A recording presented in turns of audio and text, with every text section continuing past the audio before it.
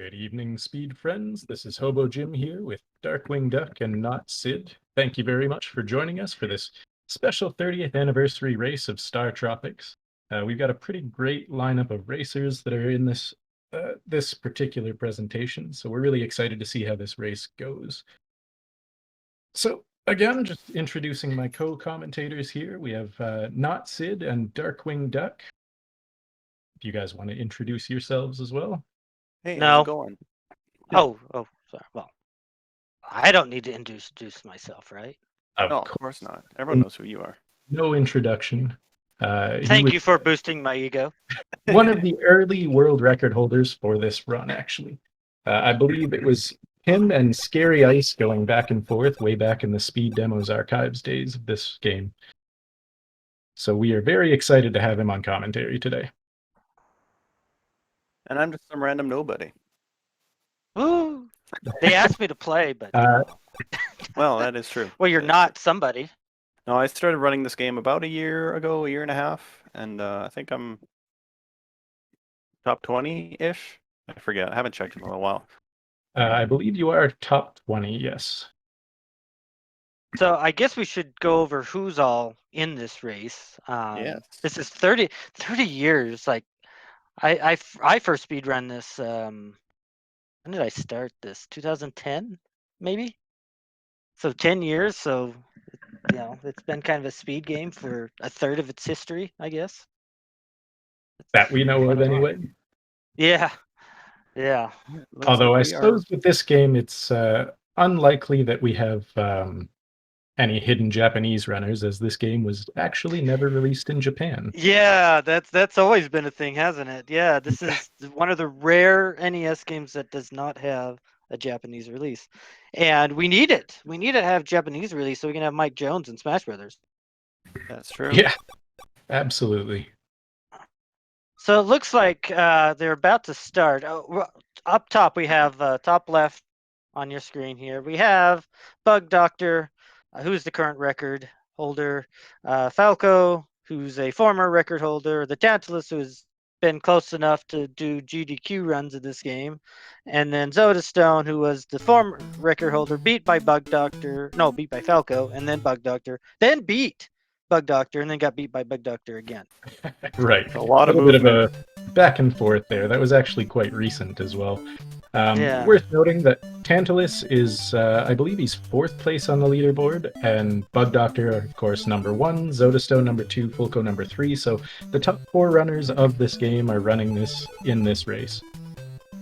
Yeah, and we'll get to we'll drop in some other players as well as we go through the race. I think we don't want to just focus just on the 4, but Right. Yeah, we'll keep track of this tour, especially when they get toward the end. We'll want to see who wins this race. It's a very I wouldn't say record is likely in a race, but you can get close to record on it. There's nothing that's like if you fail it, you lose 30 seconds, and it's a frame perfect trick. Like in that, well, there's a couple of things you can die on, but nothing. So for people who major. aren't too familiar with this game, why are they talking to these villagers? Is there a reason they're doing that? Sure. So in the It's very in the town sections, there are some flags that you have to hit, and usually that entails talking to all or almost all of the villagers in any of the towns you come across before the way will open up to you. This is a big thing in Chapter 1, later in Chapter 3, and in Chapter 5 as well. But One of right my off the favorite bat, we have the first dungeon. Oh, sorry, go ahead, Darkwing. Yeah, and these first 2 rooms are what I love about these first 2 rooms is that they're no different than when I did them 10 years ago, and they're still real fun rooms. The first 2, so They are gotta really kill. fun. There's Yeah, surprisingly technical dungeon. yeah. So the just interesting right off the thing- bat, chapter. Oh, sorry. Go ahead. No, yeah, go ahead. I talk so much. You guys can go. Okay, I was I was just gonna say that right off the bat, like we said, this is quite the technical dungeon, and it's obviously right at the beginning of the game, so you don't have a whole lot of health to play with. There is one of the only skips in the entire run at the boss of this one, so watch out for that. But I gotta say, starting off with such a good technical dungeon right off the bat makes this probably my favorite chapter to run in the game. It's just really satisfying to pull off a really solid run of this dungeon. It really is. And that room that they just passed with the slugs and the rat, that strategy's changed since you were running it, hasn't it? Yeah. That's like if I was doing this race and you're showing her, I haven't run this seriously in a long time. I'd be just doing really old strats that I think I remembered. So it'll be fun to see some of the strats that I do recognize versus some of the ones I don't. So. Yeah. That one. Sorry, that one in particular for that room, it's quite funny that one changed in the last couple of months because it's such a simple change that nobody really thought to check. Before, we were always killing the ones at the bottom of the room first before going up to the top of the room, as you might imagine. There we go, full coat with the skip first. Yep. Yeah. So that boss can be a bit of a jerk with regards to RNG. He likes to dance back and forth, but all 4 runners got through pretty well there. Mm-hmm. Didn't Zero Counts have like the record for like the most snake dancing? Like 30 seconds of it? I'm sure it could be beat, but anybody who's doing any sort of PB attempts is not going to stay there for 30 seconds. You're just exactly. Reset, say, well, let's try again.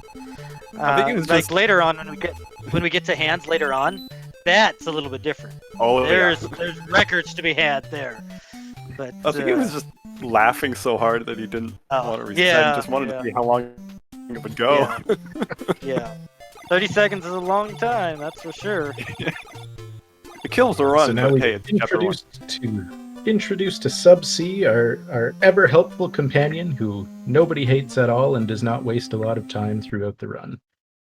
No, he's fine in the first 4 chapters. Yeah, chapter 6, he's like, okay, we're done with you now, go away. So here we go into chapter 2, where we save a dolphin. This is important later on, apparently, but obviously you can't just skip a whole chapter, so here we go to save a dolphin. Now this chapter is a little less technical, and the boss is just as RNG heavy as the boss in the first one, but I gotta say it's a really nice little adventure, and you get the pleasure of saving the animals, which speedrunners always love doing, so I gotta say this is probably my favorite chapter in the game. Save that dolphin. Yeah. And that dolphin might be useful later.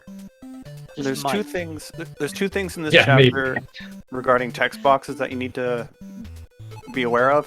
One, don't hold right when you're talking to the dolphin at the start, or else you'll just keep saying no and waste time. And this one, you want to hold right, no left. Yeah. No right. That's right. You'll just get some extra. You can hit yes, box. And you waste you get an extra text box, and it's not fun. So yeah.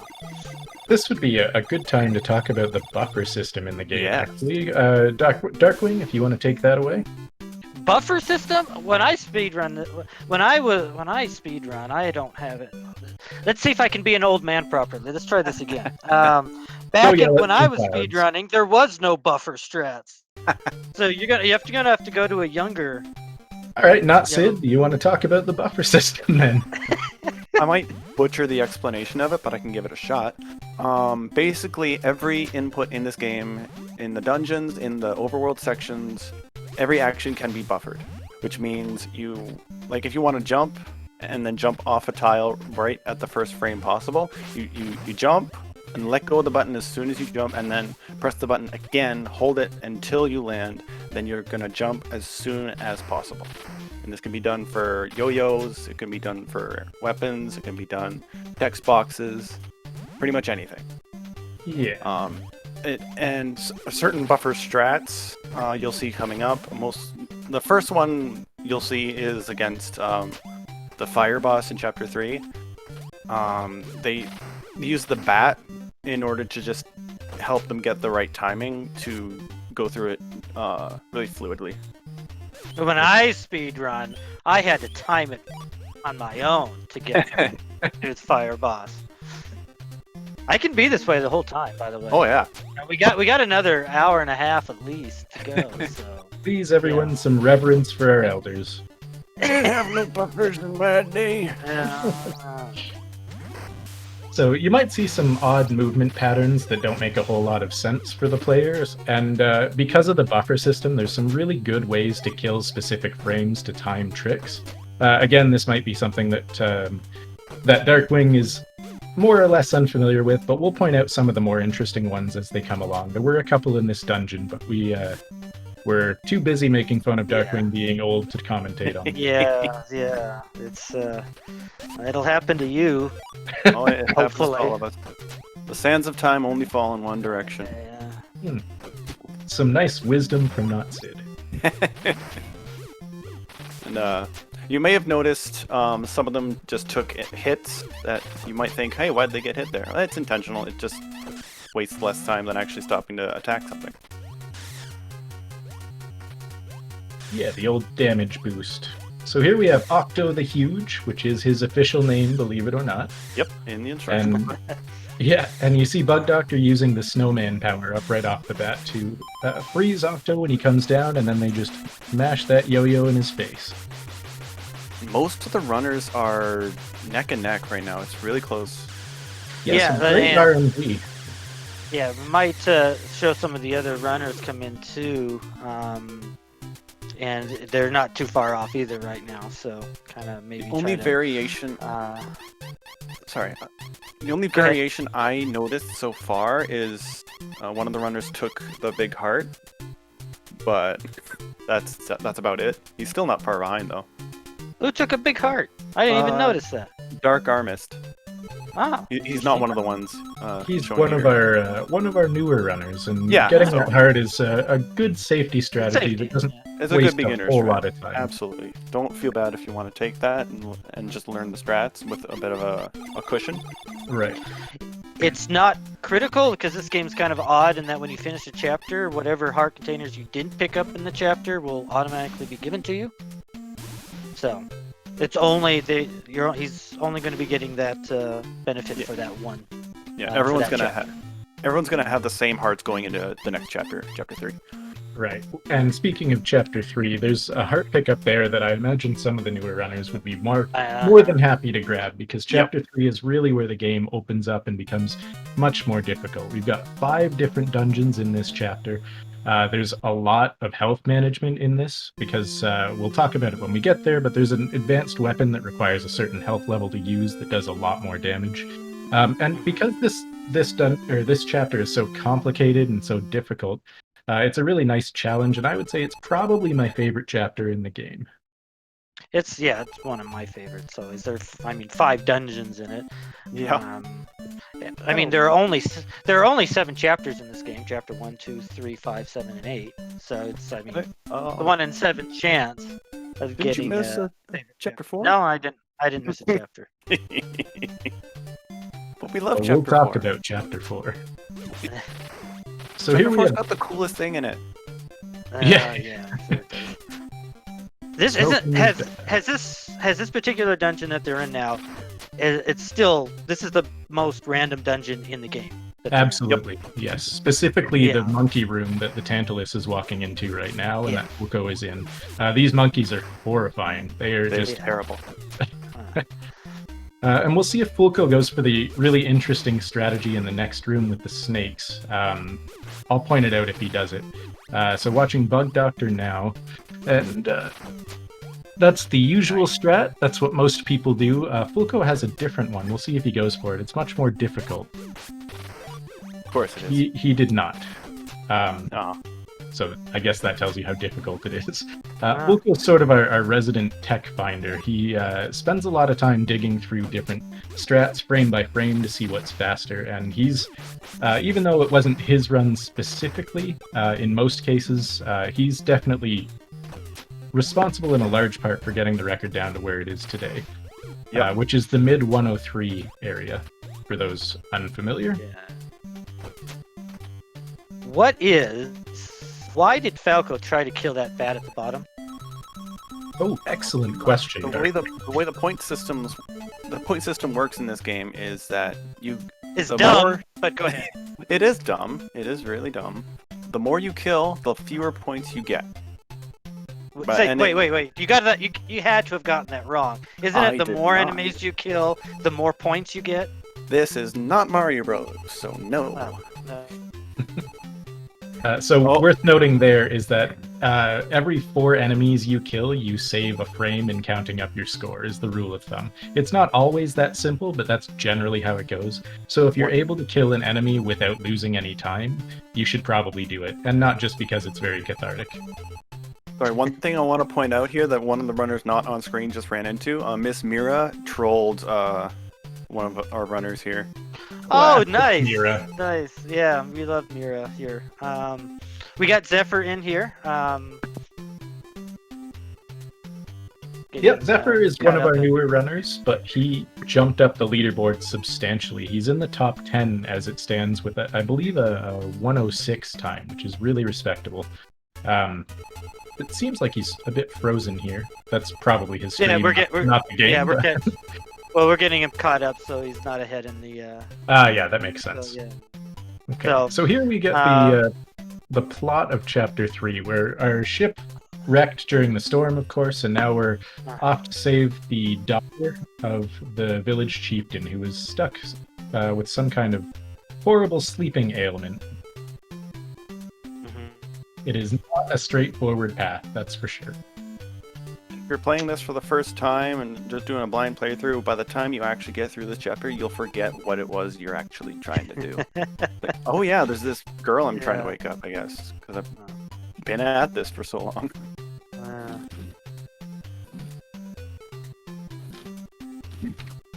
So we put Zephyr in. You can see he's like seconds behind everybody else at this moment. The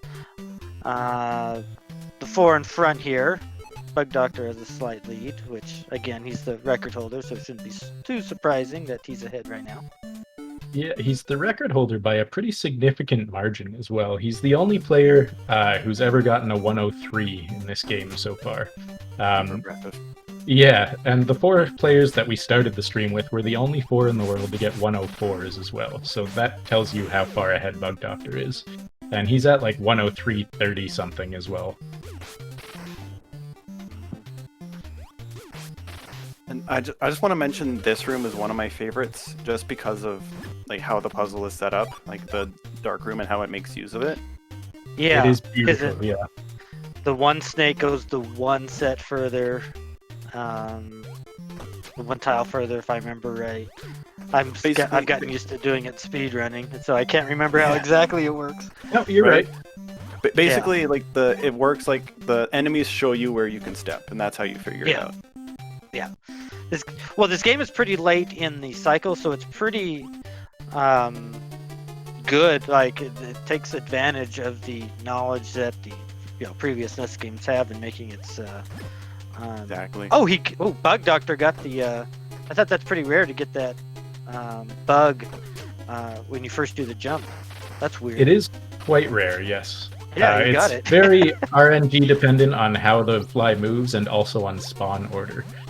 So there's generally 4 different frames that enemies can spawn on, and that one has to spawn on the first possible frame, if I'm not mistaken. So very lucky there. And so here we have the use of the bat for the frame kill that Notsid was talking about on Bug Doctor's stream. Yeah, you'll see him swing after jumping here, and that times his travel through this room perfectly. So because of the buffer system, you flawlessly evade those fireballs. The only ones you have to manually time are those ones he just did there. And opting not to go for the damage boost, well, Fulco did, so Fulco's taking his odd strategy of taking a couple of hits. Backwards. Yeah. Never seems done that way. Cool. It is faster if you can take 2 hits. But most people don't want to lose health in this dungeon. Because again, there's a more powerful weapon that you have to be above a certain health level to use, and that's coming up shortly. And, we don't need to bring up the fact that a fire boss is sitting, on a precarious island above water. We don't need to necessarily bring that up.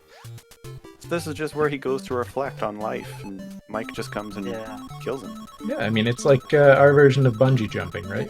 Sometimes you just gotta have a thrill in your life. Right.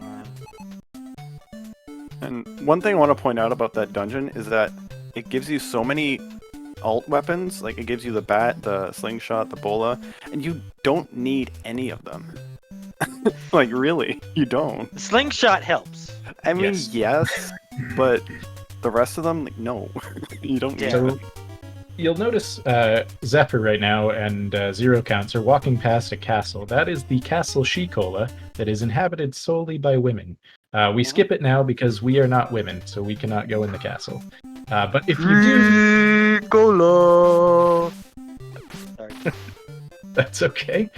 So we would go there to talk to a fortune teller behind the castle who asks you to retrieve her crystal ball in the ghost village, which is where we are now.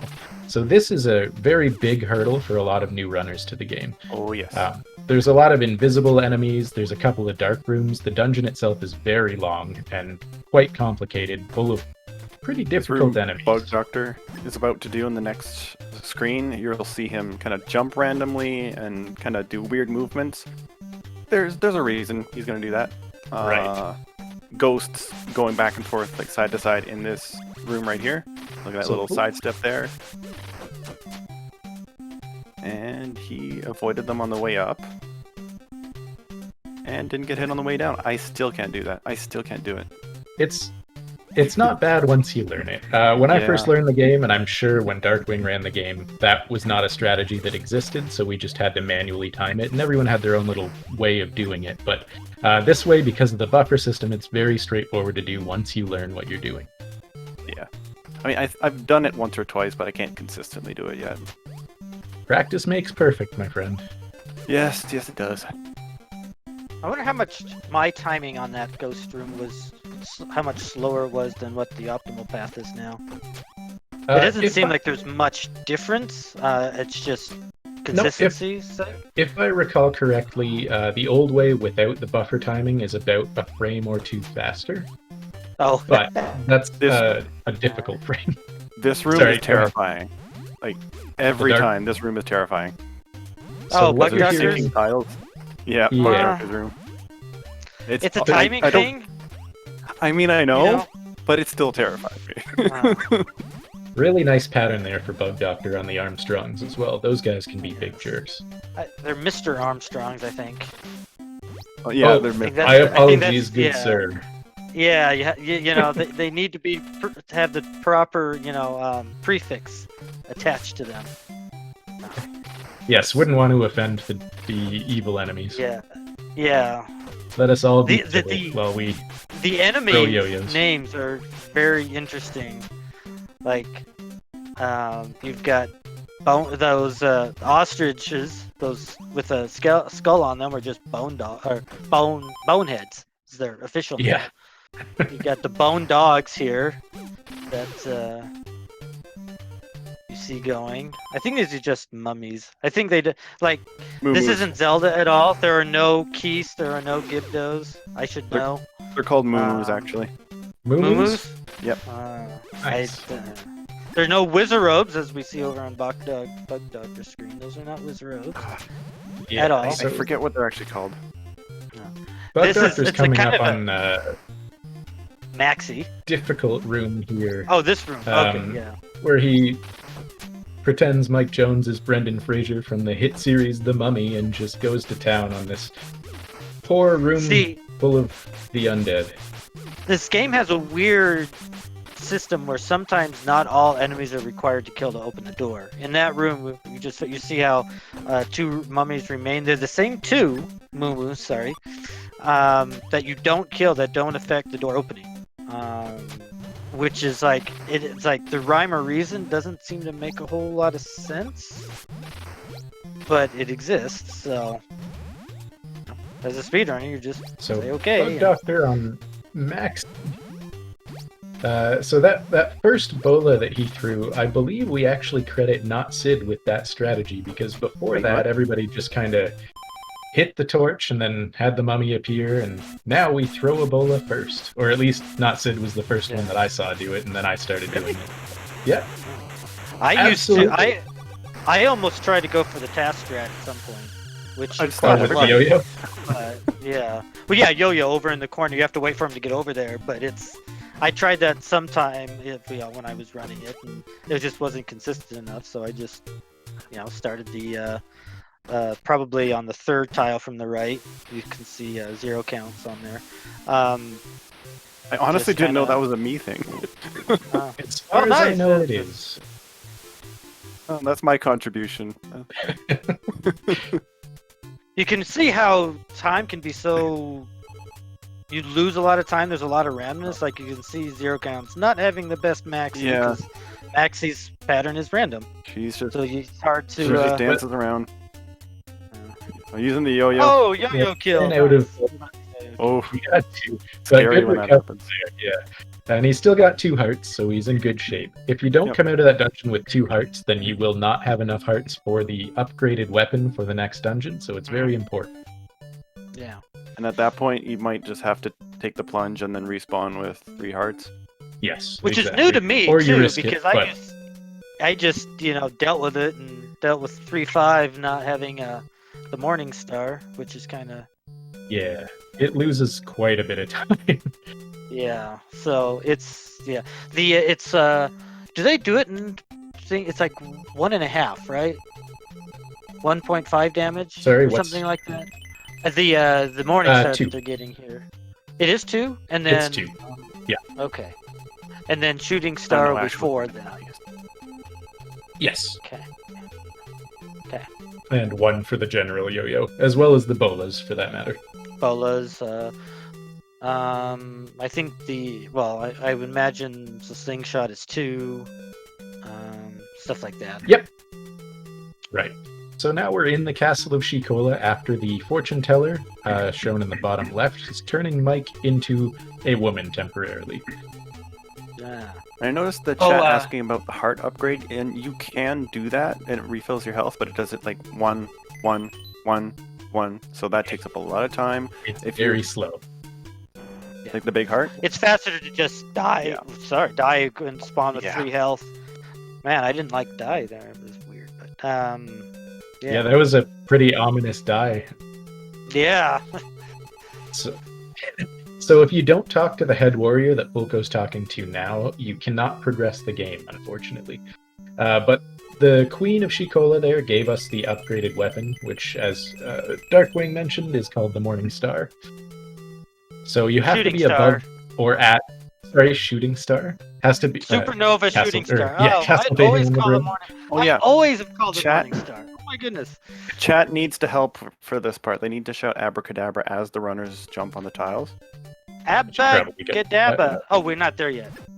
1, Well, Bug 2, Doctor is. 3, 4, 5, 6, 7, 8, 9. Abba Gabba.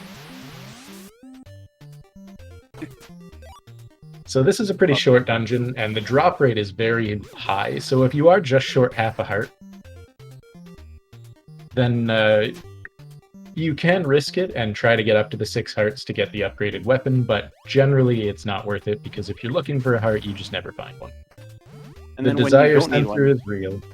you will find them when you don't need them. Oh, tons of them. And in fact, it can be more trouble than actually helping, because Yeah. they take up a shot and they block your hit, and then you run into an octop because you weren't expecting it. Right. Really nice room from Fulco there. You have to walk a specific pattern to have the mudmen spawn out of the side of the screen there, and that was a really nice one for Fulco. Oh, and there's a fun fact about the guy in the hut here. You want to hear it? Absolutely.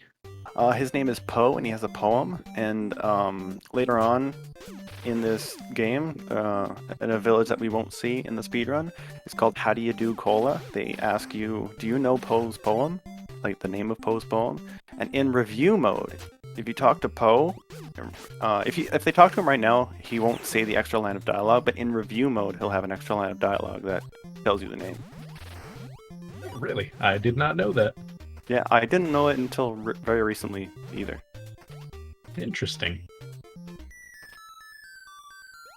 And this game, the game right now is trying to teach the player about invisible tiles that'll pop up later. Like you could get that treasure chest by just doing a leap of faith, and then finding the invisible tiles and getting to it. But we don't need them. Right. Nice heart drop for Zephyr there to get up to the shooting star. And Frappas are behaving for Bug Doctor, I hate as Frappas. well as Fulco. Well, everyone hates Frappas. They're not pleasant, fun enemies. They're See that No, this is skull a- on Bug Doctor screen. Yeah. The skull. That was my contribution to the speed run, was killing that skull for no reason. So there are 3 potential Frappas in this room. Actually 4, I believe. And you have to kill the certain 2. And the 2 that don't matter don't spawn until you go to the right-hand side of the screen. So you just stay on the left-hand side of the screen until those 2 show up, and then you can open other the way door that around way, there. not worry about an extra Frappa. Left side. Other way around there. You want to be on Darkwing. left side. Yeah. No. Yeah, that's what I said, Right side. didn't I? No. Well, you want Mike to be on the left side. I mean, you don't want him to go all the way to the right-hand side of the screen, right? Am I totally Oh, we wrong? on usually this? hop around. Yes. The middle. I mean, you can go a little bit. You can go, but you can't go to the far right. Kind of what I'm. Oh, I see what you're saying. Yes, you are correct. Fulco Yeah. risking it. Yeah, that was close on the bully. The big purple guys are called bullies, and they do a lot of damage. This is in particular the enemy you really want the shooting star for, because it takes six attacks as opposed to 11 the yo-yo. Bug Doctor got the good pattern, Fulco got the bad one, but Fulco pulled it off anyway. Very That good was really movement there. Okay, so we're coming up to the top of the mountain, and thus the end of Chapter 3, where the Mountain Hermit gives us a magic spell in order to awaken Bananette, the chief's daughter. Can you say this spell fast enough? I cannot. I am certainly no rap god. And you want to know a fun fact about this Mountain Hermit too? Absolutely. Yeah. But he actually has an upward-facing sprite that you never see in the game because you can't talk to him from above. Ah. But it exists in the game. Interesting. I always wondered the guy in Miracola, the guy on the far right. He's always. I don't understand his sprite, like what his face is supposed to be. That's always a weird one to me. Yeah, the one with the blue hair. Yeah, I think so. Yeah. Yeah, he's got It's- blue hair and bones in his hair, but I always thought it was some weird helmet, and I didn't know why there was a guy standing there with a weird helmet when I was a kid. But anyway. So, Wag the Dog Yeah, is now on stream. He's also one of our newer runners, holding up pretty well here with a respectable time so far. He did have a bit of trouble with the Frappas there. And it looks like we've got Terex swapped out for Fulco. Terex is another pretty prominent member of the community. He has run this game and StarTropics 2 at various charity marathons throughout the years. I have a story on Dark Terex and how he tried to, get my attention at a GDQ. This was GDQ 2014 and SGDQ 2014. The really bad. There's a lot of stories on SGDQ 2014. Ask anybody who's been there. But I was at talking to somebody about doing something, and then over yonder, I see someone playing StarTropics. And at this point in 2014, not many people are playing StarTropics. So I went over and see, I don't know if I gave him tips or whatever, see how he's doing, Hey, you're playing StarTropics, that's nice. He tells me later he did that on purpose, just Wag the Dog. Yeah, but not close.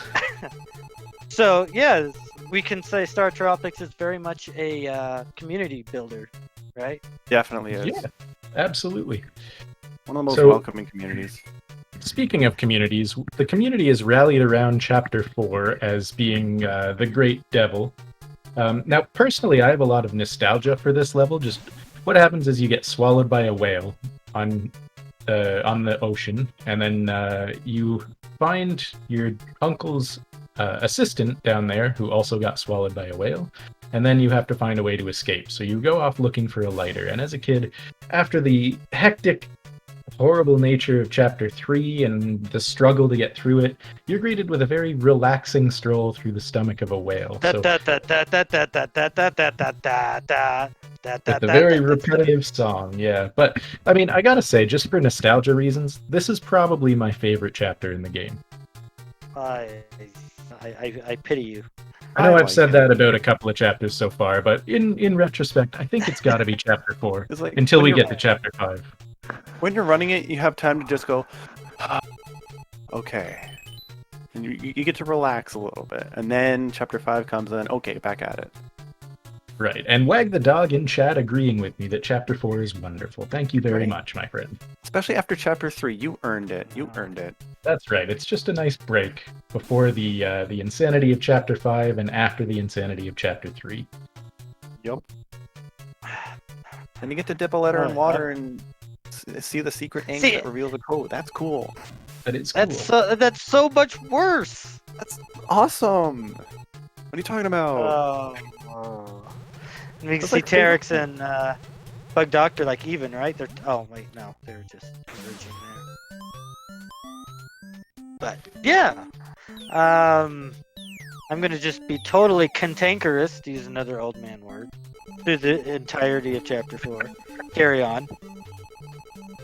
Yeah, so just giving a quick shout out to Andre the Accelerator in chat, who actually did a full music album inspired by this game recently. Just phenomenal stuff from that guy. So be sure to check that out. I don't have a link handy, but I'm sure he can, or I'm sure you can ask him and he'll provide some kind of information about it. But really great stuff. Thank you very much. Agreed. So on to chapter 5. Now this chapter is very much an Indiana Jones inspired kind of level. It's sort of out of place from the rest of the game in that it doesn't have a whole lot to do with the rest of your quest, but because it's self-contained and it's really interesting in that most of the main hazards are not enemies, but rather traps, Indiana Jones style, I gotta say chapter 5 is probably my favorite chapter.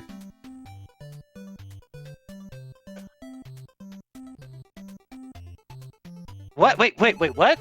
Oh, nostalgia-wise, 4 is your favorite. 5 is probably your favorite overall. Am I right here? I don't know what you're talking about. Always been Wait, 5. did you just wait? Didn't you say 3 was your favorite? Or I don't believe I did, but maybe I'm wrong. Maybe it's just your old man memory playing up. Yeah, we're something's catching my ear here, and They're all my favorite. All right, I'm excited for my favorite chapter, 6, because 5 is. Oh yeah, 5 that's is my favorite. trap Too. That's awesome. Yeah. 5 is a very trap-heavy dungeon. I never really liked it that much. So I'd have like a 15-minute stretch from the end of 3 to the beginning of 6, where it's just like one dungeon that I don't particularly like. But so I'm kind of. This is always the difficult part of the run for me. Oh, it's a difficult dungeon for sure, but at least here, if you lose the shooting star, you aren't punished as badly as you were in chapter 3, because again, most of the hazards are traps and not enemies. It still does set you back quite a bit, but not as disastrously.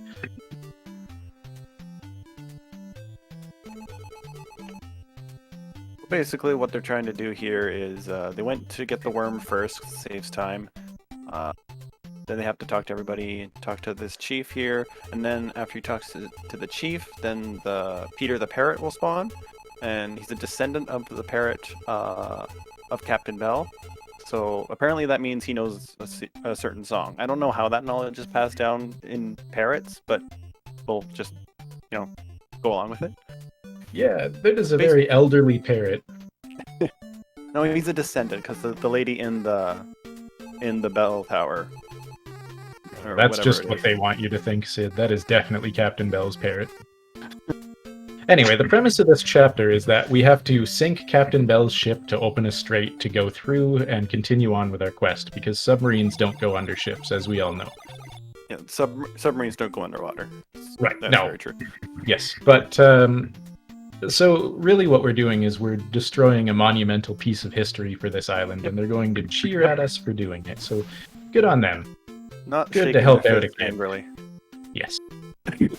What did you do? We could have just gone under it. So we get a nice rendition of the British national anthem at the end of the chapter, but we're just kind of rambling right now because there's a lot of overworld stuff that's not particularly commentary worthy. We do get to play on a giant piano as from the hit movie Big, starring Tom Hanks. Wait, I thought we were talking about My Country 'Tis of Thee. No, Not the It's British pretty sure it's soundtrack. God Save the Queen. is a British captain, so yeah, it would be God Save the Queen. It's literally the same song, just different words, but it's because Maybe my bias is showing. I don't know. Oh, and this infamous, I guess, keyboard puzzle, which I don't remember how I solved as a kid. No clue. Dumb my luck. sister was I- really into music, so yeah.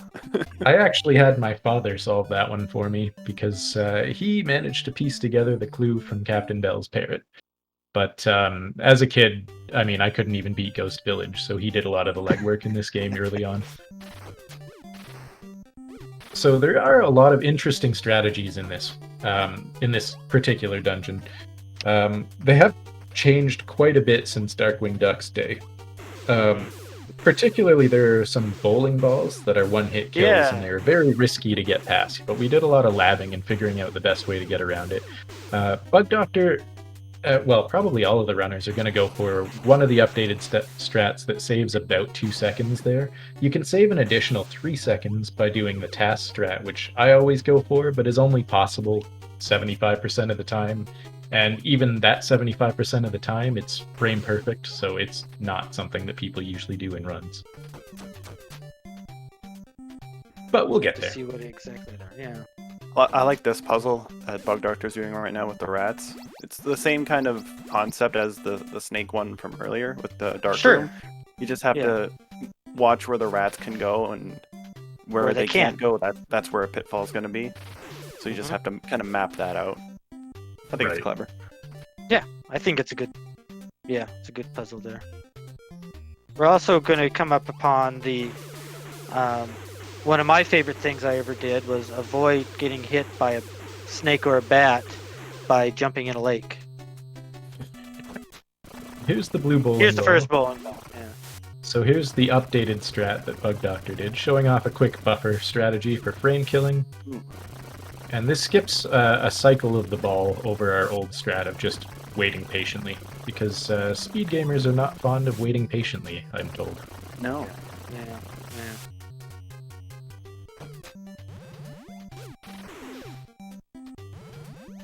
And here, and this section of this dungeon is similar to Ghost Village, and where there's a lot of wrong ways to go. But yeah, this is the room where I would jump in the lake rather than get hit by a bat or a snake, which is Questionable obviously not a good. Yeah, obviously was questionable, but you know.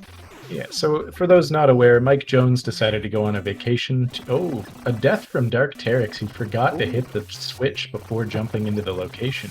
That's a shame. That sets you back not too far, but No. enough to irritate. Yeah, it's an irritant because it's everybody's done it.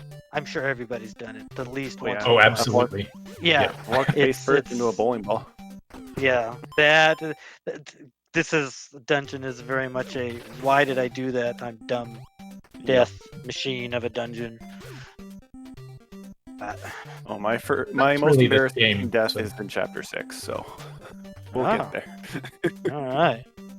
Well, mine's Chapter 3. There's a single tile of water in one of the first ghost rooms that you have no reason to jump in, but for some reason in 3 runs in a row that were on PB pace, I just jumped right in that guy. So then, as I was the saying, story. Mike went on vacation to a tropical island, but does not know how to swim. So, questionable life choices there as well. But he's an ace pitcher. Absolutely, and it shows. Yeah. Not much for bowling though. Not especially not after this. So coming up on the end of the Chapter 5 dungeon, and then we're greeted with a quick reprieve of God Save the Queen. Ooh, nice book. No boss in 5. was That's clean. always found that a little bit odd. Yeah. Yeah, well, no boss in Chapter 4 either, except for the background music. Ugh. The whales, that's not even a chip. That's the end of that chapter. So I'm just going This to is take a my minute most- to talk about the StarTropics community as a whole while we're going through this. For so sure. we're kind of renowned for organizing and dropping in on the streams of anyone playing this game at any time from any country. We have a pretty active speedrunning Discord for the size of our running community, and we just all pile in and talk about the game that we love in any stream that will have us. And we have a lot of new runners. We have a lot of veteran runners. Terex has been running this game for probably close to a decade at this point. And still going strong, as you can see, although he famously prefers the second StarTropics, which most people disagree on. But that's neither I here nor love there. both of them. I love Yeah. both of them. So I just wanted to give a shout out to the community. They're extremely supportive, and for my money, this was the first major speedrunning community that I joined. Major being not just my friends. And I was going in expecting a hyper competitive community, very focused and very, careful about giving away secrets and things like that. But the first day I joined the Discord and started running the game, the then world record holder Fulco came into my stream for 3 hours and walked me through step by step on many of the challenging rooms in the game. So if you ever thought about giving this game a try, just jump in. It is a very satisfying speedrun. There are some RNG elements, so that adds a bit of excitement. There's a lot of exploration involved. There's not a lot of glitches to learn, or conversely, if you're the kind of person who loves glitches, a lot of room to find glitches because they have not been found yet. So just jump right in. It's very, very rewarding. Agreed. Yeah, this game 100%. is pretty stable, isn't it? Yeah, it's a really well-made game, Ah. technically. Even though, like, people do kind of get a little bit unhappy with the grid system, but what's interesting about this game is, like, there's some games that are gridded where you're stuck between the center of one tile and the center of the other tile, but in this game you have, while you're going that direction, you can still do a 90-degree fire. We'll actually see some of this in Chapter 6. A lot of these rooms where you're moving on that grid, but you're firing in an opposite direction. And that's a nice feature that you feel like you have control. Like, once you get used to the controls, you still feel like you have control, and some of the grid games don't have that feel, even when you learn. So here we are starting up Chapter 6 for Ice Blue in the bottom left. Bug Doctor is about to get into the dungeon, having finished his overworld exploration. And this dungeon is probably the most technical in the game, or this chapter rather. There's a lot of different tricks and a lot of different varied strategies for this, depending on how risky you want to be. Bug Doctor tends to take it a bit safer, especially in the mummy ring, which is unsurprisingly a ring with a lot of mummies in it. You'll see that when we get to it. It's pretty self-explanatory. But in my day, we called it the conga line. I prefer that name. That is excellent. I always used to Bringing it back. That's a Puexel thing. Ah, okay. To bring that one up, yeah.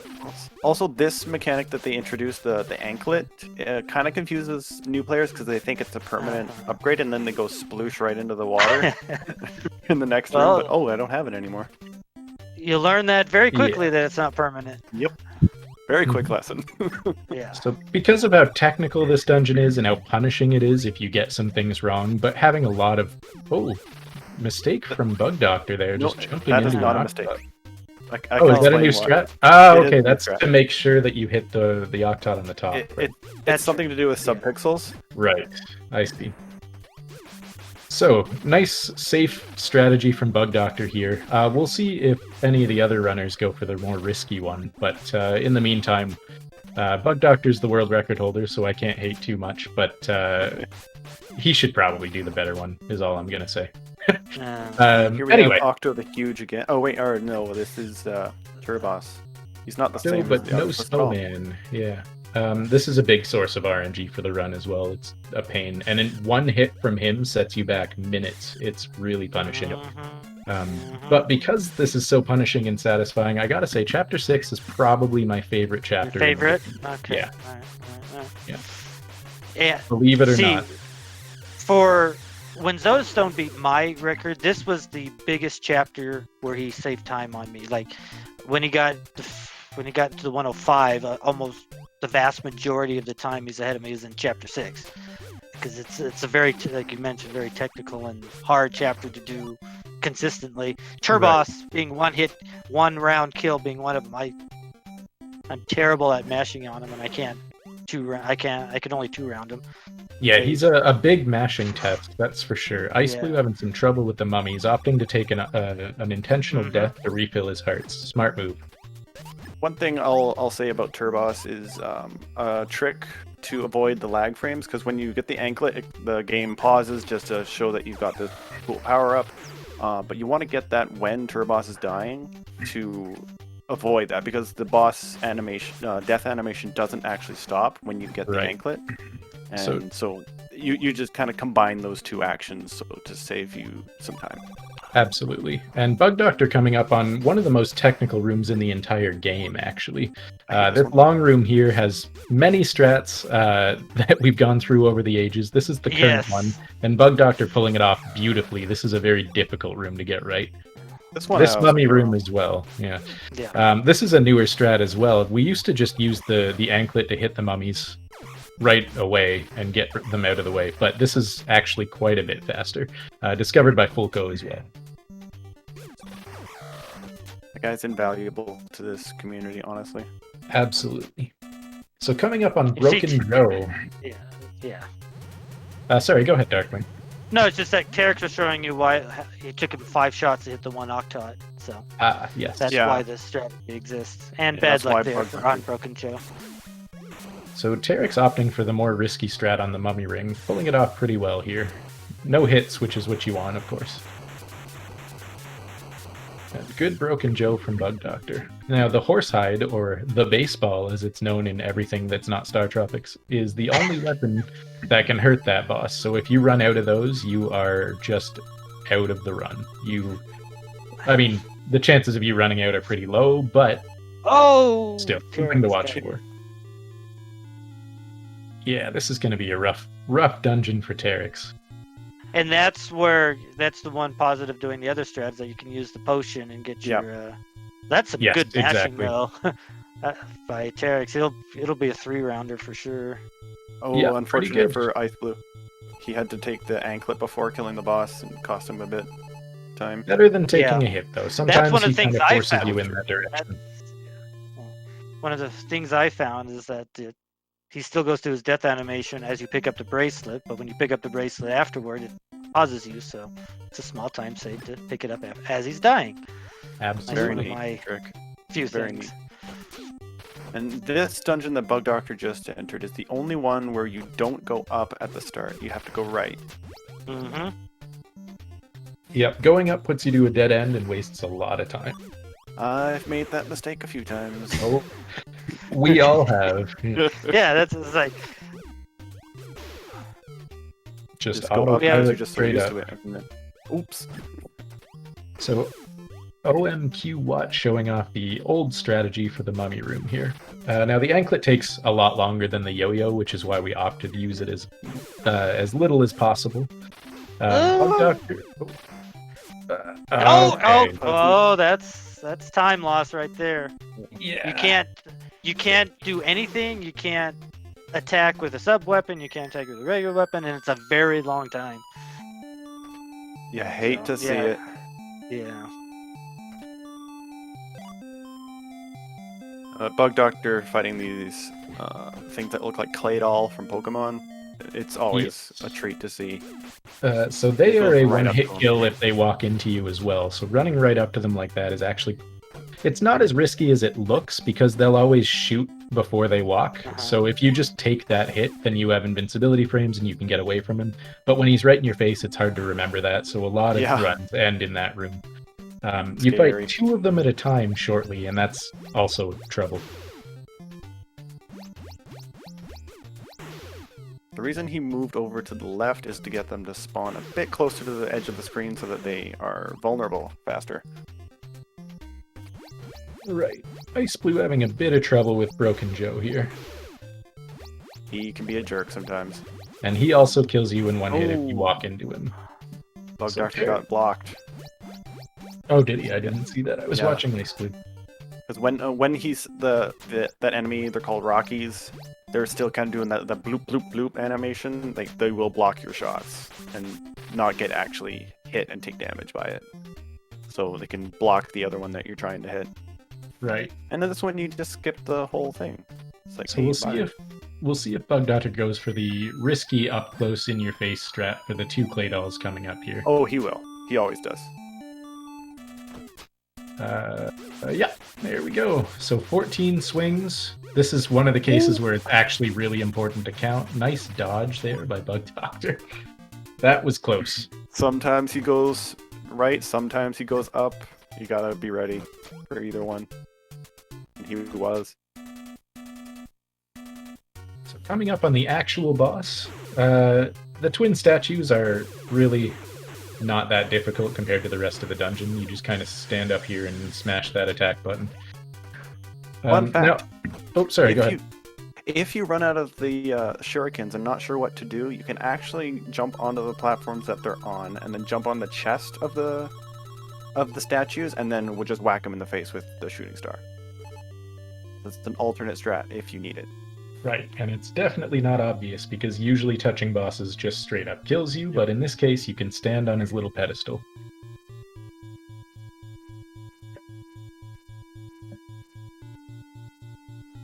And you can jump onto it from the side or from below where the fires are, but you don't want to go where the fires are for Right. obvious reason.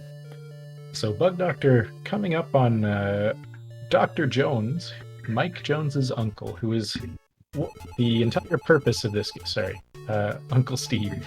So the entire purpose of this game is to try to find Uncle Steve, and we found him, and he tells us a lot of stuff about aliens. So we have to go up into space now, because that is the natural progression.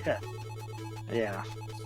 Bit of a tonal shift from the game, but little bit. you know, it's kind of a nice change of scenery going into Chapter 7. You go into the spaceship, there's aliens and robots, and things get all crazy. So because of that tonal shift, I would say Chapter 7 is probably my favorite chapter in the game. This is If where I'm the being run honest. starts. Yeah, so Yeah. So we got Zodastone's stream up here. Looks like he's taking a pretty decent lead on Bug Doctor. Yeah. I guess we're waiting on the time here, so we're not quite sure how far ahead yet. But Chapter Oh, he's 7.1, ahead, but yeah, he's definitely ahead. right? Chapter 7.1, known as the Bottleneck, specifically the room that Zodastone is frozen in at the moment.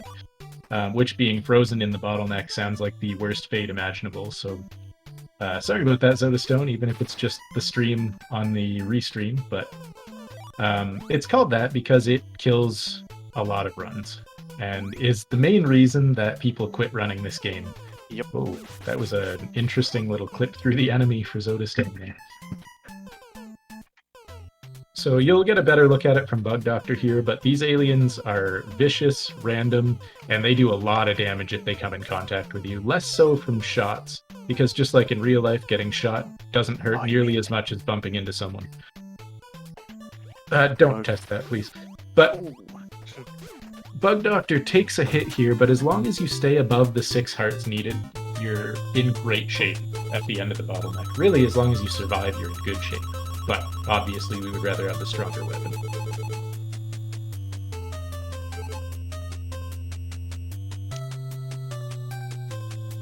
Sorry, I'm tracking right now, so we're going to try for the last couple chapters here get the leaders up into what we see here. So we see it's a very close race from what when I was taking a look at all the racers. So we are, it's really close right now. Let's just say that. Yep. Oh, yeah, indeed. The next dungeon, Chapter 7, or Dungeon 7-2, that Zodastone is going into, and Bug Doctor shortly behind. And Fulco looks like he's into quite a bit already. It's very dangerous. You have quite a bit of health to work with. You have the last upgrade of your weapon that you need to have a full row of hearts in order to use. It does a lot of damage, so it's definitely something that you want to have as often as possible, but because of the randomness of these robots and how much damage they do, it's a risky dungeon in general, so don't be surprised if we see the lead switch here as well from a simple mistake.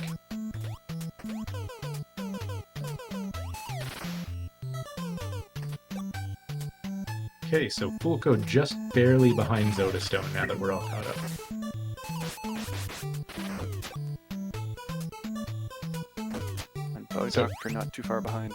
Right, and coming up And on we the got a couple turret room, people- which Oh, fun! My favorite Oh. room in the game, I think, when it goes right. I was just gonna say, Oh, when it It's goes so wrong, much though, fun. it's so when- painful. Yeah, yeah. Darkwing has been pretty vocal about his love for a well-done turret room, so... Yeah. Zodastone taking the alien steroids, because when you're in a spaceship and you see a pill, you might as well eat it. Things are already off the rails, how much worse could they get? So you turn red, and it fills you up past your maximum health up to a full 20 hearts, and it slowly drains down to your maximum health if you don't take any hits. Bug Doctor getting in a bad turret room. Yeah, so far all the turret rooms have been pretty bad. Tantalus was pretty good there. Nice Yeah, two that specials. was decent.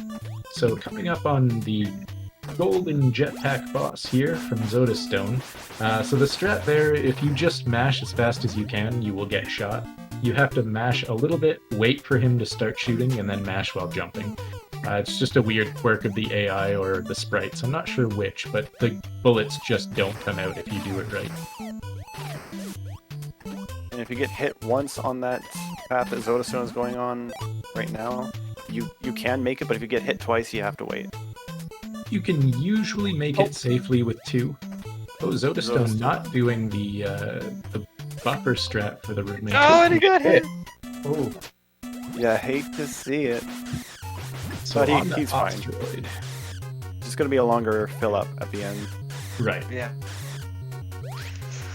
So the fun thing This about is- asteroid is... Yeah. Oh, sorry, go ahead, Darkwing, if you want to No, talk no, about it. it's like, well, the simple, you learn quickly that the simple strat is you can kill him, maybe, but you just knock him off the edge, and that kills him.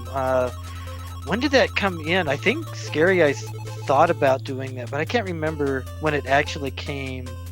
Bug Doctor doing So that room well. Yeah, I can't remember when Scary that Eyes came had into the path.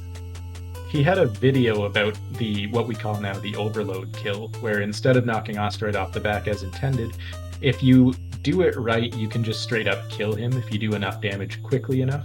The way he works is that he's got, so I believe it's 72 health, and he refills his health every time. Tantalus doing the Tantalus glitch kill. doing the tricky glitch kill, yeah. Good on him. Entertaining for the fans. Love it. Yeah. Love it. So he refills health every time he takes a step. So if you start attacking in between his steps and he doesn't move right away, you can kill him straight up. And it does save some time, but you do have to go out of your way to get another gun, and it's quite risky and RNG dependent. So now I know we're on that they to were trying to small- think up a new way to do the gold bot strategy, so you leave enough spread gun to get the overload kill without having to get another spread gun, but I don't think they've kind of figured that out yet. They Yeah, I how to labbed do it. that out quite a bit when that was something we were talking about in the Discord, but it's just too RNG dependent. You can get a Yeah, reasonably consistent gold bot. It's a little bit slower without the spread gun. If you just use the ray gun, which does less damage than the spread gun. But you make up for that time with a faster asteroid kill. But because of the RNG dependency, See, I don't understand the why this exists in the game. It's just this part of the game is overly long. It's maze-like, and they're hallways. It's would you like, say they're don't just too long, or they're just too long. they're just? I think they're filler? I think it's just filler to make the game longer. At least that's my, Someone should write a song about that. Someone should. Yeah, I agree. For those unaware, this is a bit of an in-joke in the community because when this was run at GDQ a long time ago, Darkwing Duck had a song prepared that he sang for this section. And we were just quoting the song.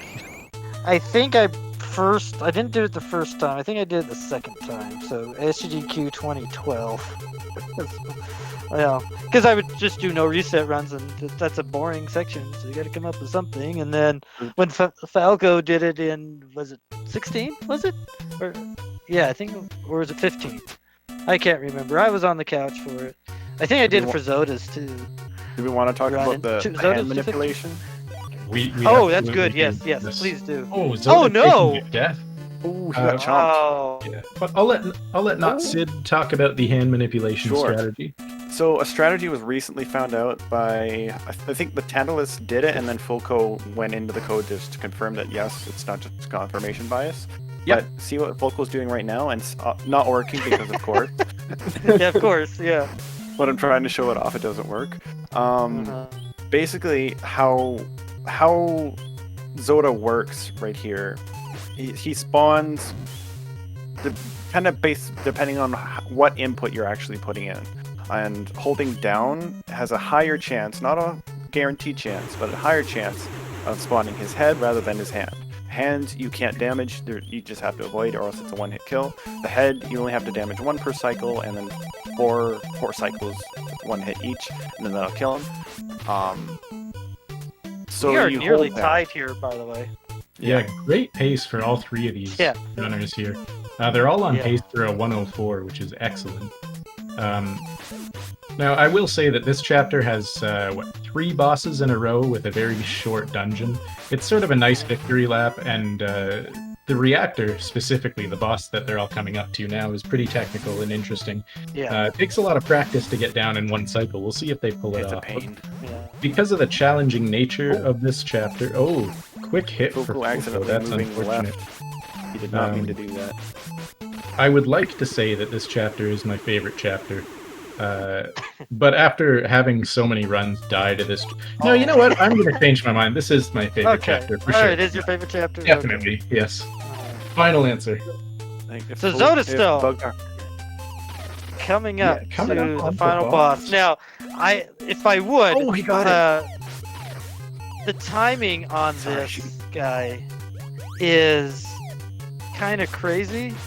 The reason we time when the boss is killed is that there's a glitch in this for this guy, and we'll see if it happens here. It won't for Zoda, but if you kill Zoda without him spawning his little mini spawns twice, the game glitches out and goes to the end credits. But you can control it. I think but Fulco only... might be having that. Oh, he might get it. Yeah, I think so. Nice. So he has a chance to spawn them before you even get to him. yes. So it's kind of hard to just rely on the glitch at the very end of the run. Who's gonna win this? By the way, this is crazy. Yeah, this is close. Oh, Fulco, it's first Phantom turn. Falco. Wow. Oh, And Fulco- Bug Zoda, Doctor and right then you get there, the yeah. glitch, So, and you can see it goes right to. You see the other two. Holy cow! This was really close. That was very super close. So we stopped timing at the death animation of Zoda Because of this. Because of what Yeah. Darkwing was saying, exactly. I'm glad one of them got it. Yeah. So we could, show And- why we do that. We don't have control of the first bit of the fight, so just end timing when he dies, because otherwise you have to do this section, and an hour plus into a run, you're just relying on 6 seconds of, well, not even that, 3 seconds maybe of RNG to get up next to him. Zoda won't spawn his things when you're near him, so it's kind of, we wait on that, and everything is. What a race! Do we have this race time? What's the timing here? We have not that one. We have Falco with 105.13, Zoda Stone 105.15, Bug Doctor 105.18. I hope Bug Doctor finishes out the credits, because I love the credits in this game. They're the Yeah, best. looks like he's going to. He was standing there for a while, but looks like he's got the nerve to press on and see what happens at the end of StarTropics, because I'm sure he's never seen the ending before. Ooh, Zephyr almost got stomped on by Zoda. Wow, what a race! The most deadly game of hopscotch to finish off the race. Yes. Like, the song is great in the credits. The little slideshow, it's got the best pixel art I've ever seen in an NES game. I think a lot of people who run the game, myself included, take a picture from that and use it as their backdrop when they're streaming this. That's my Google thing. Oh, do you? Who would ever Yeah. put bananas in your ears? That's what I'd like Yeah. to know. Who would ever do that? Block alien telepathy, of course, duh. So Mike has fallen into the water on Bug Doctor's stream, and as we know, he cannot swim. He's making a nice effort of it, but it is sadly not to be. And we have a death on Bug Doctor's screen. Yeah. Remember when we said maybe?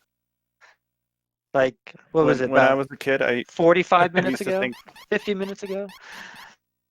Go when I ahead. was a kid, we used to think we actually died there, and we're like, "Oh, Oh. Reset. So Dark Arm is taking that safety heart. Really good idea coming in. Oh, actually, I didn't even know that was there. It's been a long time since I played this casually. Oh, the big heart, yeah. Actually, a cool thing about that big heart, it respawns each time you come out of the dungeon, so you can come back and keep grabbing it. Oh, really? Yeah, you can get up to like full hearts, like 24. You have to go through this overly long maze-like hallway again and again and again, and because each time you pass this rock right here that he's up right now, it goes through this dialogue each time, each way, so it takes a lot of time to do. And I don't need to say in a speedrun you would never ever do that.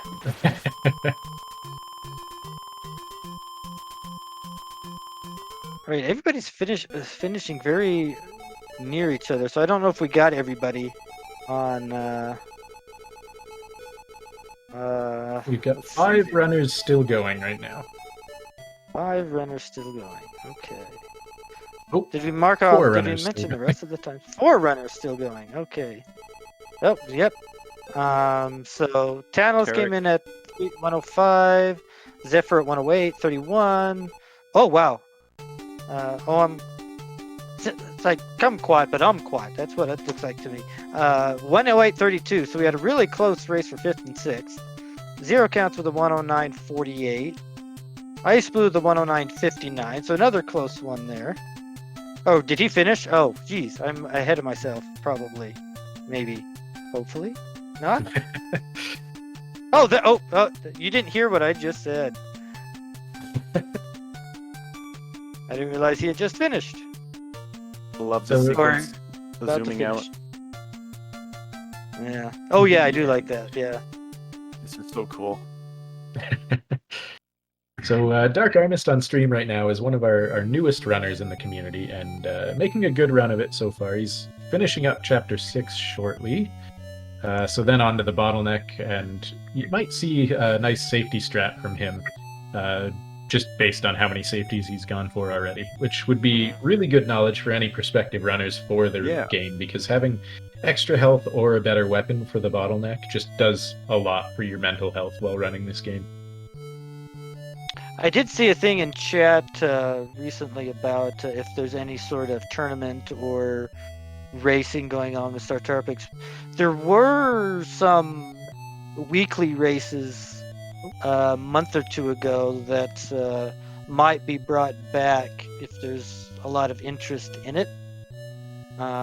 So, yeah, I would say join the Discord, the StarTropics Discord, and gauge interest that way.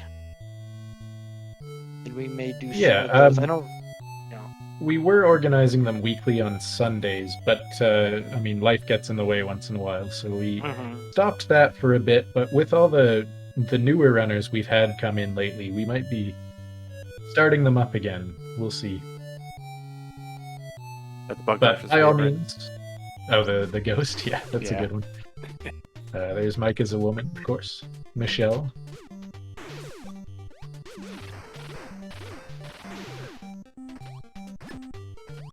But if there's any interest in the chat in learning this game or in racing this game, by all means, join up on the Discord, and hopefully somebody from chat that is in the Discord can post a link to it.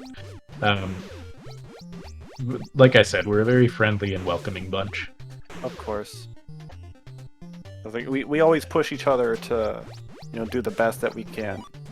and that just that fosters good community. That fosters friendly competition, and just we get better at it.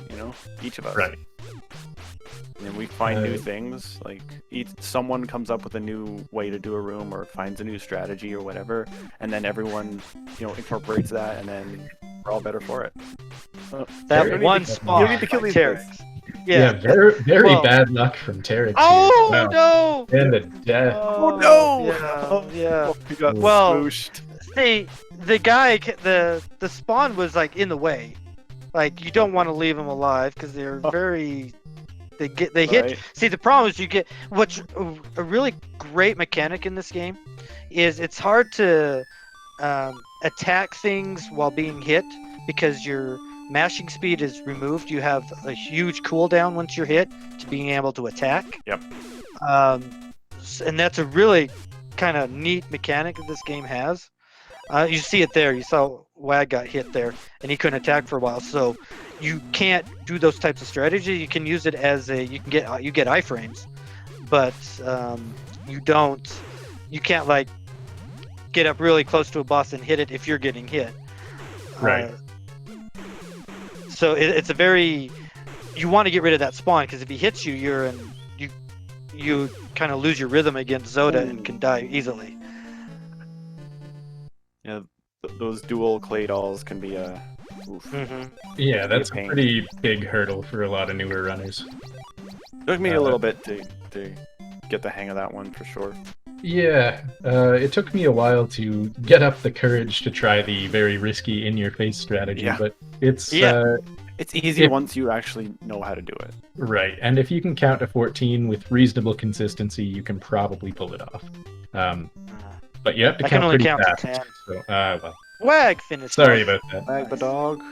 Yeah, Now, excellent. he can't jump into. Even though Zoda's dying, if you jump into him, you die. Yep. That's He another has thing, so. he has like 2 death animations, kind of. Thanks, Wag. Like the first part of his death animation, his hitbox is still active, so if you jump into him, you die. I found that out as a kid the hard way. But once that kind of finishes, then his hitbox is removed. But you can still keep hitting him and then actually just kind of kill him again. It's weird.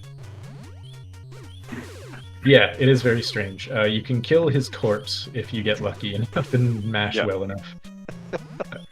Just Bug for the Doctor does added a lot. insult. Use your potion. Use your potion. Okay. Yeah. Close fight from Dark Armist there. And we'll see if Terex can finally put an end to Zoda. There you go. Hopefully There- he just played In this fight. dark room, there are extra items to the left. It's through a wall. Yeah.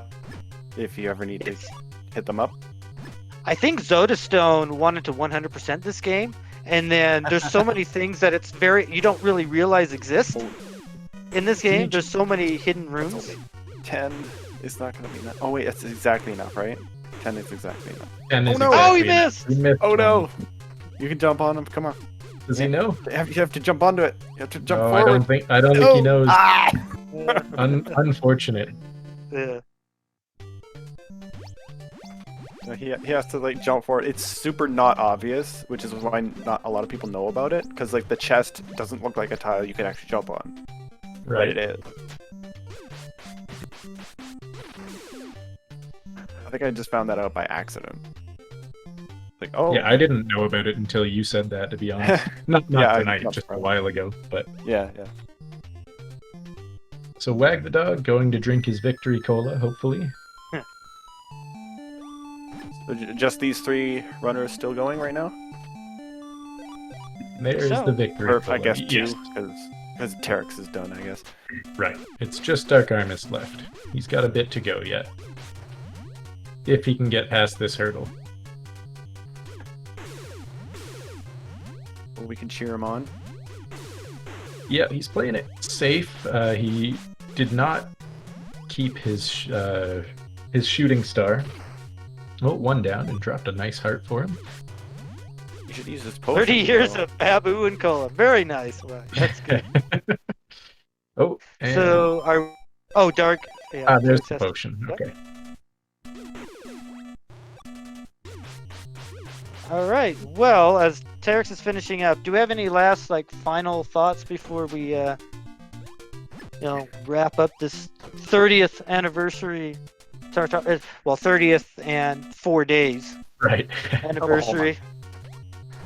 Just a big thanks to Speed Gaming for letting us host this monumental race on their channel, Yeah. and letting us commentate. Yeah, it was kind of quick and last minute. It's like you guys were organizing this, and I'm like, why not just ask Speed Gaming if they want to do it? no. They've been great to accommodate, and it was. And then we had the racers gave us a fantastic race with the top 3 slots separated by 4 seconds.